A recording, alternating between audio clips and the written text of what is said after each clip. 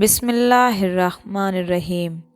آن حضرت صلی اللہ علیہ وسلم کی طبیعت زیادہ خراب ہوئی تو اپنا ہاتھ مبارک پانی میں ڈال کر اپنے چہرہ انور پر پھیرنے لگے۔ اس وقت آپ صلی اللہ علیہ وسلم فرما رہے تھے، اے اللہ، موت کی سختیوں پر میری مدد فرما۔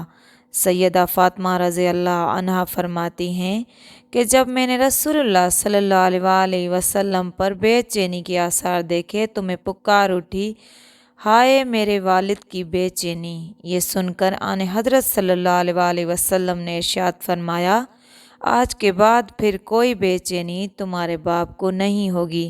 حضور اکرم صلی اللہ علیہ وسلم پر وفات کے وقت جو اس قدر تکلیف اور بے چینی کے آثار ظاہر ہوئے، اس میں بھی اللہ تعالیٰ کی حکمت ہے، یہ کہ اگر کسی مسلمان کو موت کے وقت اس طرح کی تکلیف اور بے چینی ہو تو حضور اکرم صلی اللہ علیہ وسلم کی تکلیف کو یاد کر کے خود کو تسلی دے سکتا ہے، یعنی دل میں کہہ سکتا ہے کہ جب اللہ کے رسول پر موت کے وقت اتنی تکلیف گزری تو میری کیا حیثیت ہے۔ یوں بھی موت کی سختی مومن کے درجات بلند ہونے کا سبب بنتی ہے۔ حضرت عائشہ صدیقہ رضی اللہ عنہا فرماتی ہیں، آن حضرت صلی اللہ علیہ وسلم پر موت کی تکلیف کے بعد اب میں کسی پر بھی موت کے وقت سختی کو ناگوار محسوس نہیں کرتی۔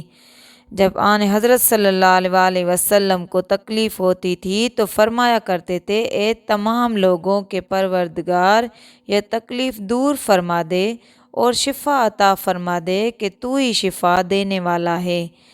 تیری دی ہوئی شفا اصل شفا ہے جس میں بیماری کا نام و نشان نہیں ہوتا۔ حضرت عائشہ صدیق رضی اللہ عنہا فرماتی ہیں کہ جب آپ صلی اللہ علیہ وسلم کی بے چینی بڑھی تو میں نے آپ صلی اللہ علیہ وسلم کا دایاں ہاتھ اپنے ہاتھ میں لے لیا اور دعا کے یہی کلمات پڑھ کر دم کرنے لگی۔ پھر آپ صلی اللہ علیہ وسلم نے اپنا ہاتھ مبارک کھینچ لیا اور یہ دعا پڑھی، اے اللہ میری مغفرت فرما اور مجھے رفیق اعلیٰ میں جگہ عطا فرما۔ آن حضرت صلی اللہ علیہ وسلم کو جب بھی کوئی تکلیف ہوتی عافیت اور شفا کی دعا کیا کرتے تھے، لیکن جب مرض وفات ہوا تو اس میں شفا کی دعا نہیں مانگی۔ حضرت عائشہ صدیق رضی اللہ تعالیٰ عنہا فرماتی ہیں کہ اس حالت میں میرے بھائی عبد الرحمن رضی اللہ عنہ آئے، ان کے ہاتھ میں مسواک تھی۔ آن حضرت صلی اللہ علیہ وسلم اس مسواک کو دیکھنے لگے۔ میں سمجھ گئی کہ مسواک کی خواہش محسوس کر رہے ہیں، کیونکہ مسواک کرنا آپ صلی اللہ علیہ وسلم کو بہت پسند تھا۔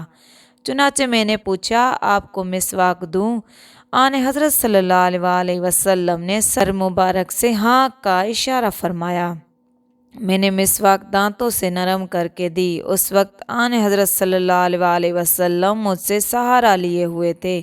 ام المومنین عائشہ صدیقہ رضی اللہ عنہا فرماتی ہیں، میرے اوپر اللہ کے خاص انعامات میں سے ایک انعام یہ بھی ہے کہ آن حضرت صلی اللہ علیہ وسلم کا انتقال میرے گھر میں ہوا۔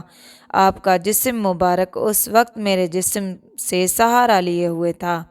وفات کے وقت اللہ تعالیٰ نے میرا لعاب دہن آپ صلی اللہ علیہ وسلم کے لعاب دہن سے ملا دیا، کیونکہ اس مسواک کو میں نے نرم کرنے کے لیے چبایا تھا، اور آن حضرت صلی اللہ علیہ وسلم نے اس سے اپنے دانتوں پر پھیرا تھا۔ حضور اقدس صلی اللہ علیہ وسلم پر بے ہوشی طاری ہوئی تو سب ازواج مطہرات آس پاس جمع ہو گئیں۔ مرض کے دوران آن حضرت صلی اللہ علیہ وسلم نے 40 غلام آزاد فرمائے۔ گھر میں اس وقت 6 یا 7 دینار تھے۔ حضور اقدس صلی اللہ علیہ وسلم نے سیدہ عائشہ رضی اللہ عنہا کو حکم دیا کہ ان دیناروں کو صدقہ کر دے۔ ساتھ ہی ارشاد فرمایا، محمد اپنے رب کے پاس کیا گمان لے کر جائے گا کہ اللہ تعالیٰ سے ملاقات ہو اور یہ مال اس کے پاس ہو۔ سیدہ عائشہ رضی اللہ عنہا نے اسی وقت ان دیناروں کو صدقہ کر دیا۔ آن حضرت صلی اللہ علیہ وسلم کی بیماری سے چند روز پہلے حضرت عباس رضی اللہ عنہ نے خواب دیکھا تھا کہ چاند زمین سے اٹھ کر آسمان کی طرف چلا گیا۔ انہوں نے حضور اقدس صلی اللہ علیہ وسلم کو خواب سنایا تھا۔ خواب سن کر آپ صلی اللہ علیہ وسلم نے فرمایا تھا، اے عباس، وہ تمہارا بھتیجا ہے، یعنی یہ آپ صلی اللہ علیہ وسلم کی وفات کی طرف اشارہ تھا۔ اپنی صاحبزادی سیدہ فاطمہ رضی اللہ عنہا سے آپ صلی اللہ علیہ وسلم کو بے پناہ محبت تھی۔ علالت کے دوران آپ صلی اللہ علیہ وسلم نے انہیں بلا بھیجا۔ وہ تشریف لائیں تو ان کے کان میں کچھ باتیں کیں، وہ سن کر رونے لگیں، پھر ان کے کان میں کچھ فرمایا تو ہنس پڑیں۔ بعد میں انہوں نے عائشہ صدیقہ رضی اللہ عنہا کو بتایا کہ پہلے آپ صلی اللہ علیہ وسلم نے فرمایا کہ میں اسی مرض میں وفات پا جاؤں گا۔ یہ سن کر میں رو پڑی۔ دوسری بار فرمایا کہ خاندان میں سب سے پہلے تم مجھ سے ملو گی۔ یہ سن کر میں ہنس پڑی۔ چنانچہ آن حضرت صلی اللہ علیہ وسلم کے انتقال کے کچھ عرصے بعد سب سے پہلے آپ صلی اللہ علیہ وسلم کے گھرانے میں حضرت فاطمہ رضی اللہ تعالی عنہا کا ہی انتقال ہوا۔ وفات سے 1 یا 2 دن پہلے آن حضرت صلی اللہ علیہ وسلم نے لوگوں سے ارشاد فرمایا، یہود و نصارہ پر خدا کی لعنت ہو، انہوں نے اپنے پیغمبروں کی قبروں کو عبادت گاہ بنا لیا۔ یہ بھی فرمایا کہ یہودیوں کو جزیرۃ العرب سے نکال دو، اور فرمایا، لوگوں، نماز نماز نماز کے بارے میں اللہ سے ڈرو اور اپنے غلاموں کا خیال رکھو۔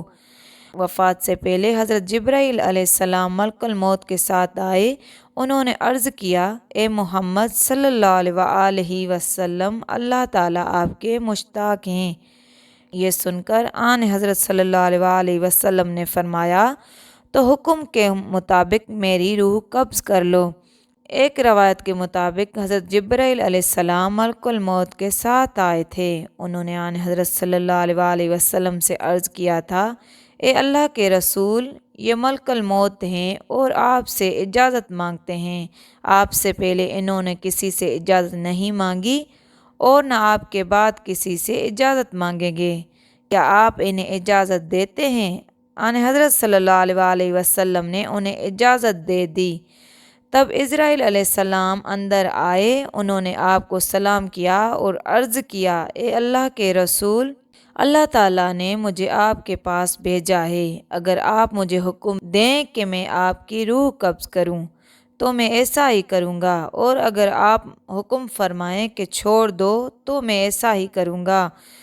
آن حضرت صلی اللہ علیہ وسلم نے ان سے پوچھا، کیا تم ایسا کر سکتے ہو کہ روح قبض کیے بغیر چلے جاؤ؟ انہوں نے عرض کیا، ہاں، مجھے یہی حکم دیا گیا ہے۔ آن حضرت صلی اللہ علیہ وسلم نے جبریل علیہ السلام کی طرف دیکھا تو انہوں نے عرض کیا، اے اللہ کے رسول صلی اللہ علیہ وسلم، اللہ تعالیٰ آپ کی ملاقات کے مشتاق ہیں۔ آن حضرت صلی اللہ علیہ وسلم نے فرمایا، مجھے اپنے پروردگار سے ملاقات عزیز ہے۔ پھر آن حضرت صلی اللہ علیہ وسلم نے حضرت اسرائیل علیہ السلام سے فرمایا، تمہیں جس بات کا حکم دیا گیا ہے اس کو پورا کرو۔ چنانچہ ملک الموت نے نبی الآخر زمان صلی اللہ علیہ وسلم کی روح قبض کر لی۔ انا للہ و انا الیہ راجعون۔ اس روز پیر کا دن تھا اور دوپہر کا وقت تھا۔ تاریخ وفات میں اختلاف پایا جاتا ہے۔ معتبر قول کے مطابق ربیع الاول کی 9 تاریخ تھی۔ وفات کے فوراً بعد حضرت ابوبکر صدیق رضی اللہ عنہ کو اطلاع بھیجی گئی۔ وہ فوراً آئے، آنکھوں سے آنسو بہہ رہے تھے۔ انہوں نے آتے ہی رسول اللہ صلی اللہ علیہ وسلم کے چہرہ مبارک کو بوسہ دیا اور یہ الفاظ کہے، آپ پر میرے ماں باپ فدا ہوں، آپ زندگی میں بھی پاک اور مبارک تھے اور موت کی حالت میں بھی پاک اور مبارک ہیں۔ جو موت آپ کو آنا تھی آ چکی، اب اللہ تعالیٰ آپ کو موت نہیں دے گا۔ جزاک اللہ۔